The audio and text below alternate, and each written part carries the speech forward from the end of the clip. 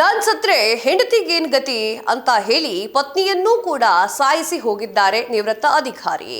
S, ನಾನು ಸತ್ತ ಮೇಲೆ ನನ್ನ ಹೆಂಡತಿಯನ್ನ ನೋಡ್ಕೊಳ್ಳೋರು ಯಾರು, ಅವಳು ಅನಾಥಲಾಗಬಾರದು ಎನ್ನುವಂತಹ ಕಾರಣಕ್ಕಾಗಿ ಈ ರೀತಿ ಮಾಡಿದ್ದೇನೆ ಅಂತ ಹೇಳಿದ್ದಾರೆ.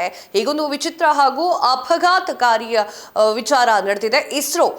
ನಿವೃತ್ತ ಇಸ್ರೋ ಅಧಿಕಾರಿಯೊಬ್ಬರು ತನ್ನ ಪತ್ನಿಯನ್ನೇ ಉಸಿರುಗಟ್ಟಿ ಕೊಂದಿದ್ದಾರೆ. ಈ ಘಟನೆ ಬೆಂಗಳೂರಿನ ಆವಲಹಳ್ಳಿ ಪೊಲೀಸ್ ಠಾಣಾ ವ್ಯಾಪ್ತಿಯಲ್ಲಿ ನಡೆದಿದೆ. ಬಂಧಿತ ಆರೋಪಿಯನ್ನ ನಾಗೇಶ್ವರ ರಾವ್ 65 ವರ್ಷ ಅಂತ ಹೇಳಿ ಗುರುತಿಸಲಾಗಿದೆ. ಇವರು ಇಸ್ರೋದಲ್ಲಿ ಅಧಿಕಾರಿಯಾಗಿ ಸೇವೆಯನ್ನ ಸಲ್ಲಿಕೆ ಮಾಡ್ತಾ ಇದ್ರು, ನಿವೃತ್ತರಾಗಿದ್ದಾರೆ. ಬೊಮ್ಮನಹಳ್ಳಿ ಸಮೀಪದ ಆವಲಹಳ್ಳಿ ವ್ಯಾಪ್ತಿಯ ವರ್ಚೋಸೋ ಅಪಾರ್ಟ್ಮೆಂಟ್ ನಲ್ಲಿ ನಾಗೇಶ್ವರ ರಾವ್ ಮತ್ತು ಪತ್ನಿ ಸಂಧ್ಯಾ ವಾಸವಾಗಿದ್ರು.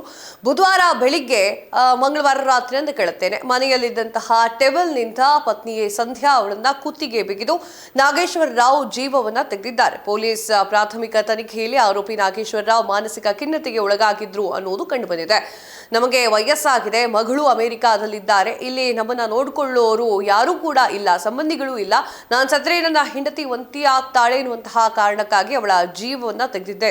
ಅವಳ ಪಾಡು ಏನಾಗಬಾರದು, ನಾನು ಸತ್ತು ಹೋದ್ರೆ ಎನ್ನುವಂತಹ ಚಿಂತೆಯನ್ನ ನನಗೆ ಕಾಡ್ತಾ ಇತ್ತು, ಹೀಗಾಗಿ ಅವಳನ್ನ ಕೊಂದಿದ್ದೇನೆ ಅಂತ ಹೇಳಿಕೊಂಡಿದ್ದಾರೆ. ನಾನು ಕೂಡ ಆತ್ಮಹತ್ಯೆ ಮಾಡಿಕೊಳ್ಳಲು ನಿರ್ಧಾರ ಮಾಡಿದ್ದೆ ಅಂತ ಹೇಳಿ ಆರೋಪಿ ಹೇಳಿಕೊಂಡಿದ್ದಾರೆ. ಆದರೆ ಪತ್ನಿಯನ್ನ ಕೊಂದ ಬಳಿಕ ಗಾಬರಿಗೊಂಡು ಭಯಗೊಂಡು ನಾಗೇಶ್ವರ ರಾವ್ ತಾವು ಆತ್ಮಹತ್ಯೆ ಮಾಡಿಕೊಳ್ಳಲಿಕ್ಕೆ ಧೈರ್ಯ ಸಾಲದೆ ಸುಮ್ಮನಿದ್ದಾರಂತೆ. ದಂಪತಿಗೆ ಒಬ್ಬಳೇ ಮಗಳಿದ್ದು ಆಕೆ ಅಮೆರಿಕಾದಲ್ಲಿ ನೆಲೆಸಿದ್ದಾಳೆ ಅಂತ ಹೇಳಿ ತಿಳಿದು ಬಂದಿದೆ. ವಯೋಸಹಜ ಆತಂಕ ಮತ್ತು ಒಂಟಿತನದಿಂದ ಮನನೊಂದಿದ್ದಂತಹ ಆರೋಪಿ ವಿಪರೀತವಾಗಿ ಈ ಒಂದು ನಿರ್ಧಾರಕ್ಕೆ ಬಂದಿದ್ದಾರೆ ಅನ್ನೋದು ಮೇಲ್ನೋಟಕ್ಕೆ ಕಾಣ್ತಾ ಇದೆ.